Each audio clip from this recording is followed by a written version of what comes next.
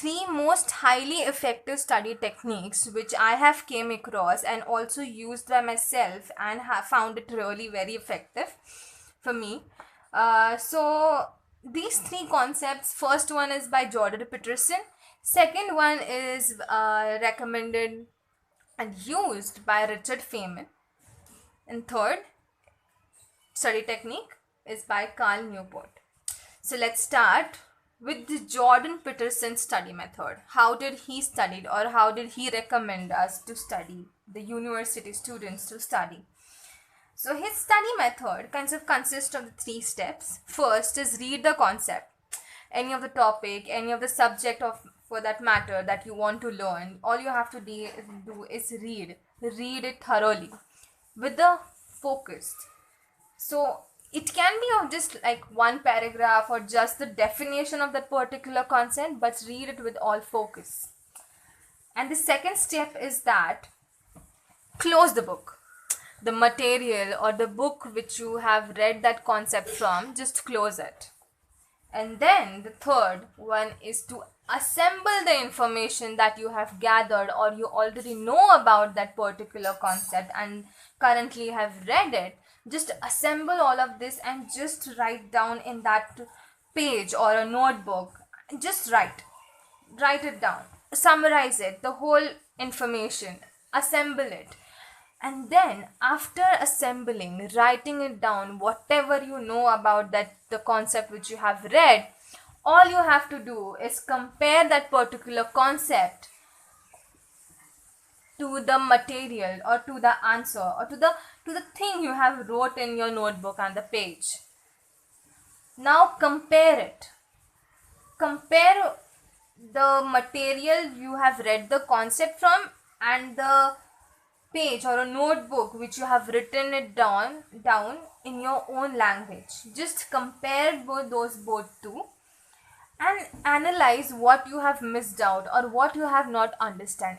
This is the highly effective study method which I kind of used. It's to actually understand some of the loopholes when I actually read that particular concept, because when I read that particular concept I'm just like okay, I have read it, I am able to understand it, but when I try to recall it after that or when I try to explain it to somebody else, I am unable to do that because there are few loopholes or some of the things which I am unable to understand that concept. But by writing it down, by jotting everything down to my head into one page, it is very useful.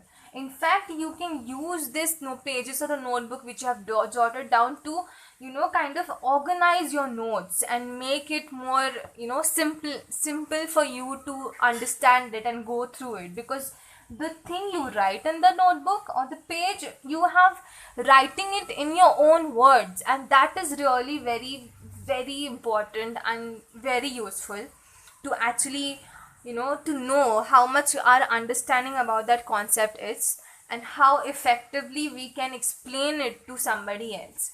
That is the most important thing. Also, there is this myth which goes on that to score good marks there is a need to study for like 10 to 12 hours every day. It's just a myth, I tell you, because nobody has that mental ability to study for 10 to 12 hours straight. Obviously no, not at all. Everyone's brain kind of get drained out. So when you study for for such hours, and if you really want to study for this 10 to 12 hours, you say, there is a need to maintain some kind of a pattern, and that pattern is what Jordan Peterson says here, is that what he has used is that study for 3 hours, like with full focus. He does it. But this 3 hours of full focus that he has said, it's only effective for him because his ability to focus for that one learning or for that one concept is 3 hours. And this particular hour can be different for different human beings, because for him it's for 3 hours. For me personally it's for like 1 hour or 2 or something. and then I just kind of get drained out, and then I'm just unable to focus, and then I have to take a break. It isn't necessary because I need to relax my brain.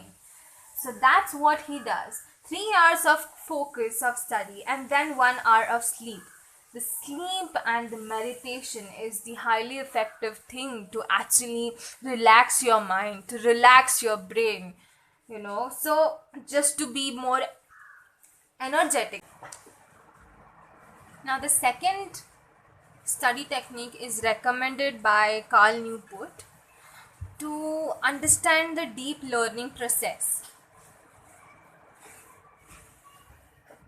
So when it comes to actually studying that particular concept, it is necessary for you to explain to somebody else so that it can be stored in your mind. That's what Carl Newport's philosophy while studying is, because his study method consists of reading that particular concept, closing the book, and then pretend that you are explaining that concept to a large audience.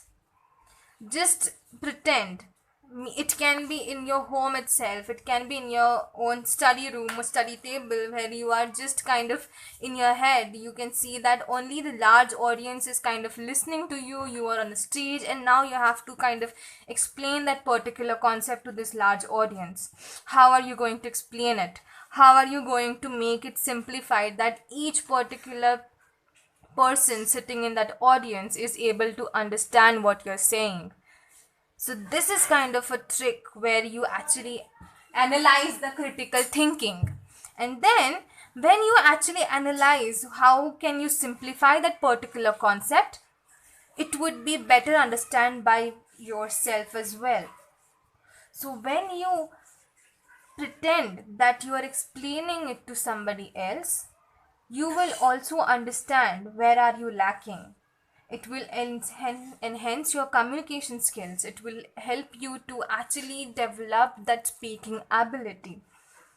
So this is really effective, kind of develops your confidence to actually explain that concept, and be thorough with that particular concept, and that will be make you confident that okay, yes, I do know about this concept, I have read it, I am able to explain it. Because most of the time you will see that that the toppers which we have, they are just kind of able to grasp the knowledge which is in the book, but they are unable to structurize or extract that particular idea or that concept into the real life. Now when you try to explain it, whenever the professors in the university try to explain a particular concept, they will give us some of the examples, some of more simplified method to understand that particular concept. So this is how we have to explain it to ourselves as well. It will give you the example which we need for that the concept to simplify it. It will give you that simple explanation or the definition of your own to that particular concept, which will be easier for you to recall whenever you are in a examination or whenever you kind of try to recall it. So this is the highly effective thing. But here is a trick. Here is a note that Carl Newport says that do not read anything silently.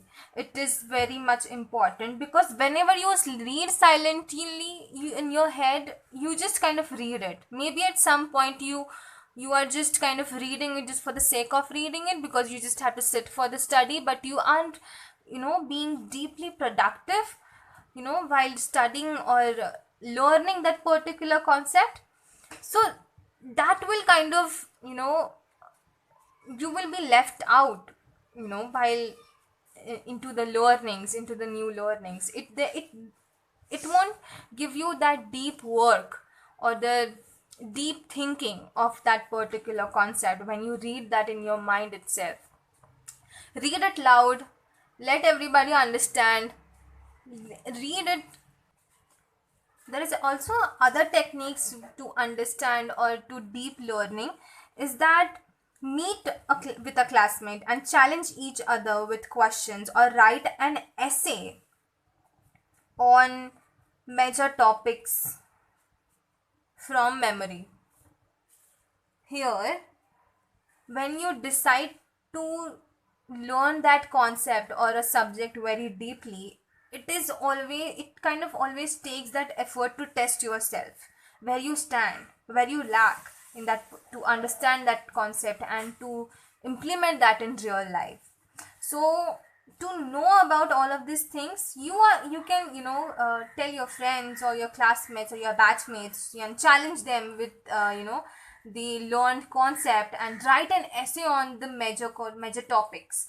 For example, if you have to write anything about the opportunity cost or the GDP or the any kind of economic concept, you can write that essay on the assembled information which you have gathered, which you have in your head from your memory. That's what I said, from your memory. When you write that particular thing, you are able to understand what are those points, what are those key points of that particular concept or the subject are in your head. So this is really very effective a task to do with your friends, your batchmates, or even you can do with your family members for that